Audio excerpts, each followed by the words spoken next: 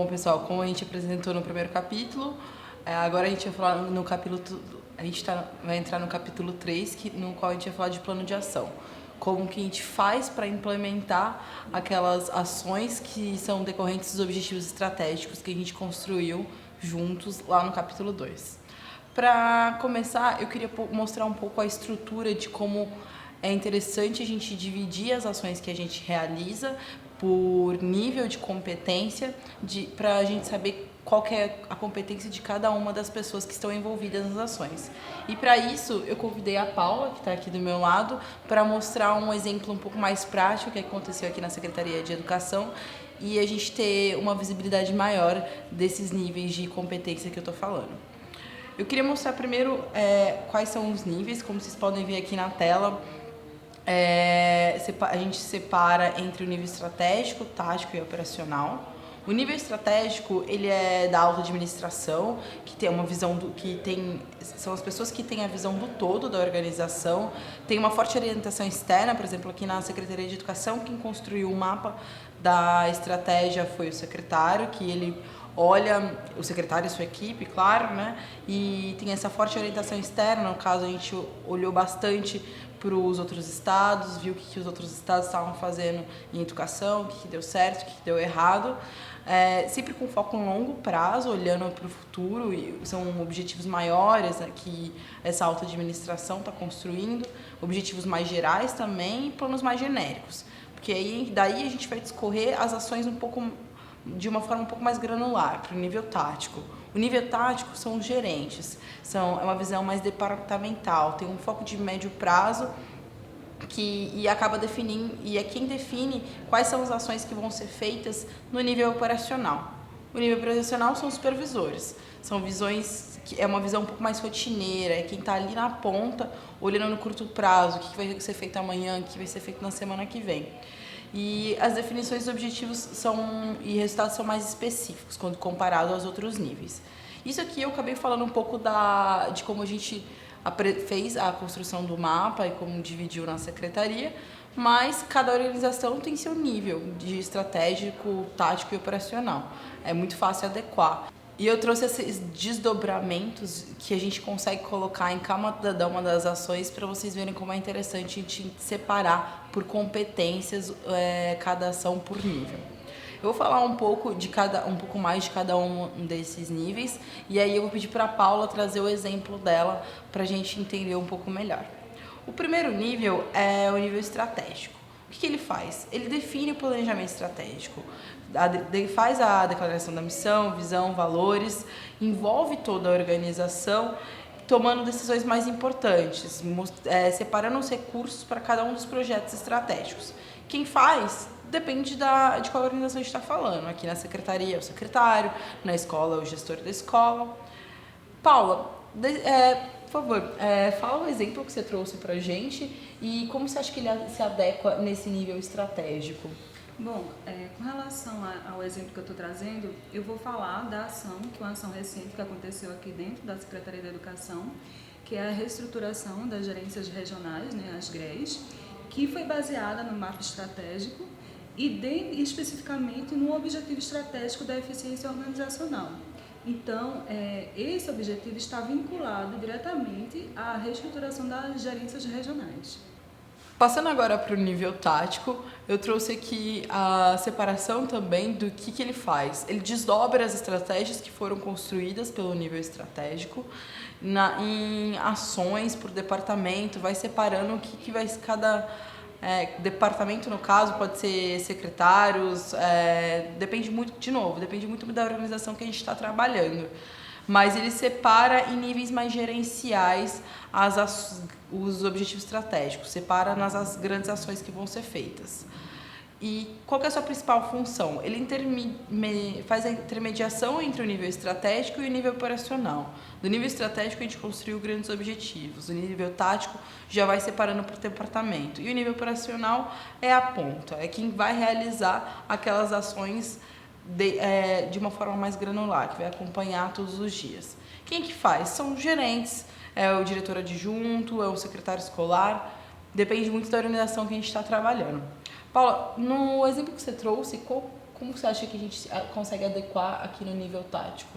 Bom, no nível tático, nesse exemplo da reestruturação das gerências regionais, a gente pode pensar que aqui dentro da Secretaria foi criada uma gerência de desenvolvimento da gestão regional para colocar em prática, né, por meio da intermediação e do apoio às gerências regionais, essa reestruturação, para que ela possa funcionar de forma mais eficiente e organizada. Interessante. Então agora vamos passar para o último nível, né, para saber qual que é o nível operacional, como é que ele faz. Como vocês podem ver aí, ele coloca em prática os processos que foram acordados, tanto pelo nível estratégico quanto pelo nível tático, e ele já está lá na área de atuação, ele já não está olhando para os departamentos que estão abaixo, é ele que está atuando. E qual que é a sua abrangência? São grupos menores, às vezes é um indivíduo só que está realizando.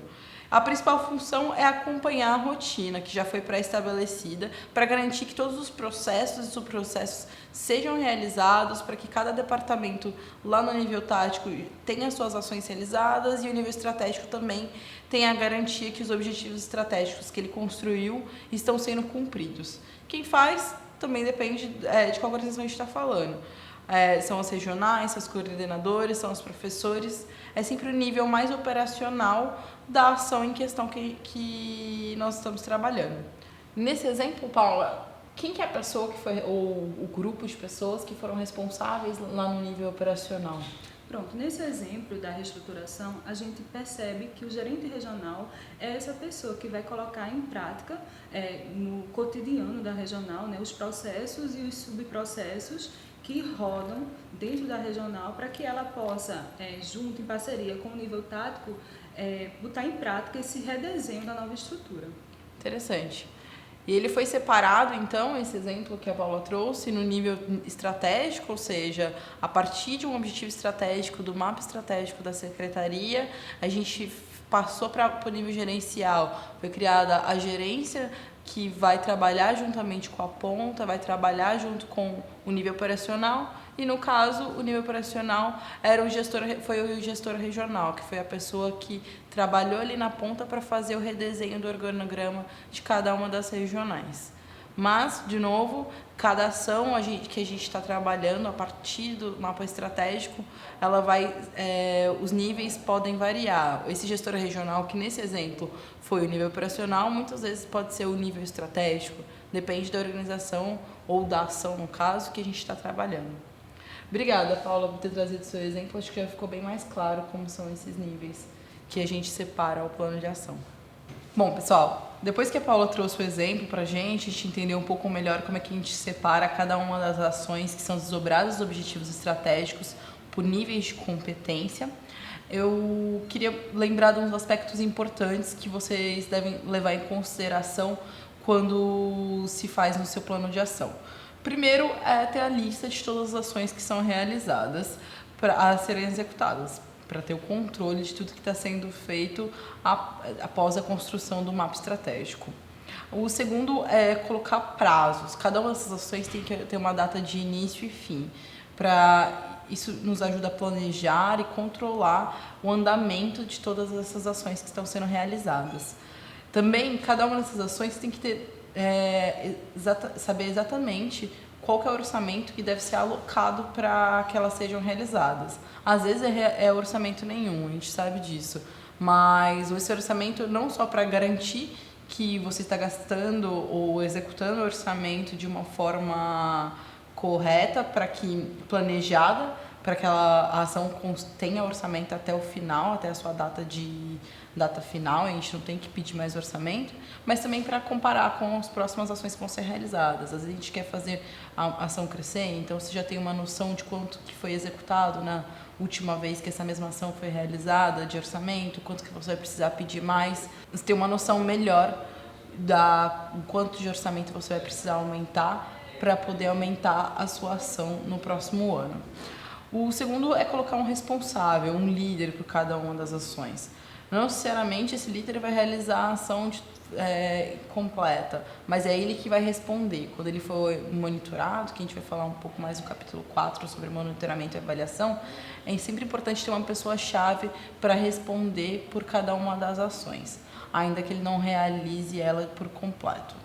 O terceiro é o objetivo de cada uma das ações. Às vezes a gente quer fazer várias coisas, mas não linka os objetivos estratégicos, não tem a descrição correta do que vai decorrer caso aquela ação seja realizada, quais são os seus reais objetivos, por que a gente quer fazer. Sempre é importante se questionar quando a gente coloca no papel tudo que a gente quer melhorar na nossa organização. É importante também lembrar quais são os riscos. Não necessariamente a gente vai saber quais são os riscos logo de cara quando mapearmos as ações que a gente quer realizar. Mas toda vez naquela planilha que você colocar ou na cartolina, depende muito da ferramenta que você quer utilizar, sempre preenchendo com os riscos iniciais, mas também os riscos que vão aparecendo no decorrer. E quando a gente faz o monitoramento e avaliação, outra vez que a gente vai falar bastante no próximo capítulo, a gente vai percebendo esses riscos e é sempre importante anotar eles, documentar para que eles não sejam esquecidos no decorrer da ação. E, por fim, saber o status. A gente quer acompanhar e saber qual que é o percentual de atingimento comparado sempre ao prazo final que nós nos planejamos a concretizar cada uma das ações. Para a gente escolher quais ações que a gente vai realizar a partir do objetivo estratégico, eu trouxe algumas metodologias que existem, que eu vou passar bem rapidamente, mas que ajudam a gente a pensar um pouco melhor o que a gente quer fazer na nossa organização. A primeira, como vocês podem ver, é a metodologia de SWOT. Ela é bem visual, pode ser realizada numa cartolina, numa planilha, a ferramenta que você deseja utilizar, mas é mais para a gente conseguir enxergar como é que está funcionando o ambiente interno, quais são seus pontos fracos e fortes, como é que é o ambiente externo, oportunidades e ameaças. Caso alguém tenha mais interesse, eu sugiro, tem bastante material online que explica um pouco melhor como você pode usar essa ferramenta para decidir não só as ações que você quer realizar a partir do seu objetivo estratégico, mas quem vai realizar, como a gente vai realizar. Ela pode ser bastante interessante para a nossa própria organização. A segunda é a 5W2H, que é bem simples, mas é mais para a gente questionar, para a gente ter certeza do que a gente está fazendo e por que a gente está fazendo.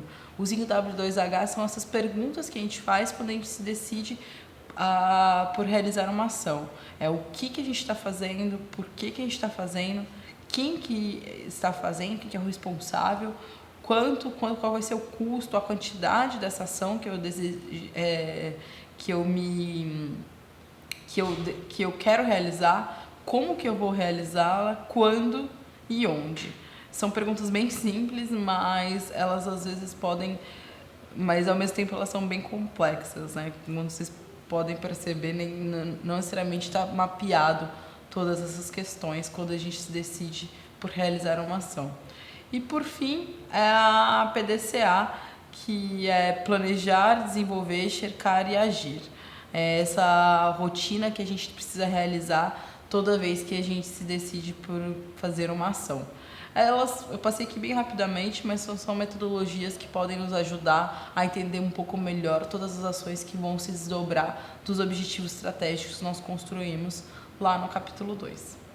E é isso, espero que vocês tenham entendido um pouco melhor de como criar seu plano de ação e consigam construir, estruturar um pouco as competências lá nos níveis estratégico, tático e operacional e o que ela vai ser realizado com essas metodologias que a gente apresentou rapidamente aqui.